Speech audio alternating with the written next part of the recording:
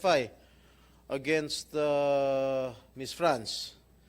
And those who are willing to testify wants to come out, like for example, itong si Pau Pau and the garbage collector, maybe we can summon them in the next hearing, maybe by next week, because we are going to have our recess the week after next. So, and this woman, our resource person, Mrs. France, have been giving a lot of inconsistent answers coming from me. And I believe that this woman, Ms. France Ruiz, is the mastermind of everything, of maltreating, of inflicting severe injuries, leading to the total blindness of Aling Elvie. Therefore, Mr. Chair, I move that we cite this woman, Mrs. France Garcia Ruiz, in contempt. I second the motion, Mr. Chair. There is a motion here coming from Senator Estrada to cite in contempt Mrs. France Garcia Ruiz, duly seconded by Senator De La Rosa, and under the rules of the Senate, as affirmed. Maybe, Mr. Chair, we better confine her at the Pasay City Jail, not here in the Senate. And under the, if I may continue, Senator Estrada, under the rules of the Senate, as confirmed by the Supreme Court in Balag versus Senate GR 234608, July 3, 2018, and other relevant Supreme Court decisions, the committee may, as affirming likewise the case of Arnold, cite a resource person in contempt. And the Sergeant at Arms may be directed by this committee to detain the person, said person cited for contempt.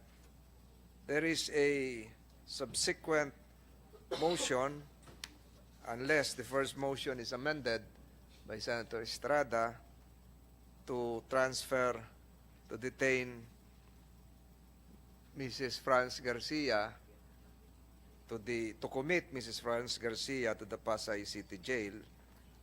The chair would perhaps ask the movant to reconsider the Pasay City detention and instead commit said Mrs. Garcia to the Senate premises for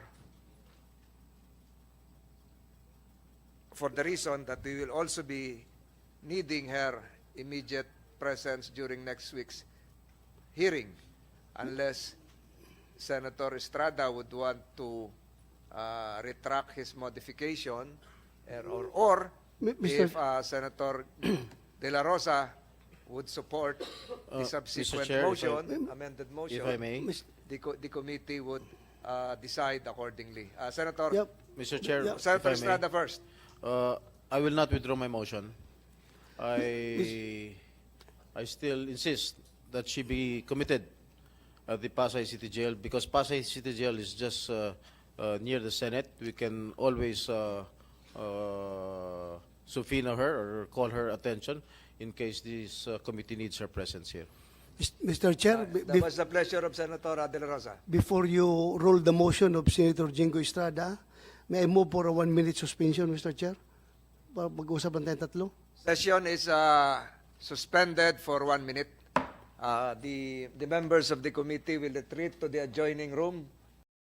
At Arms is hereby directed to place under detention within the Senate premises said person, Mrs. France Garcia Ruiz, with visitation rights accorded to his family members as well as counsel, effective today, September 19, 2023, given in open session by the Senate Committee on Justice and Human Rights. So ordered. Usa, can you escort Mrs. Ruiz to the detention facilities of the Philippine Senate? Any motion to suspend the hearing for today? Mr. Chairman, I move to suspend the hearing for the day. Without objections on the part of the members of the Committee on Justice and Human Rights, the Senate Committee on Justice and Human Rights investigation is hereby suspended.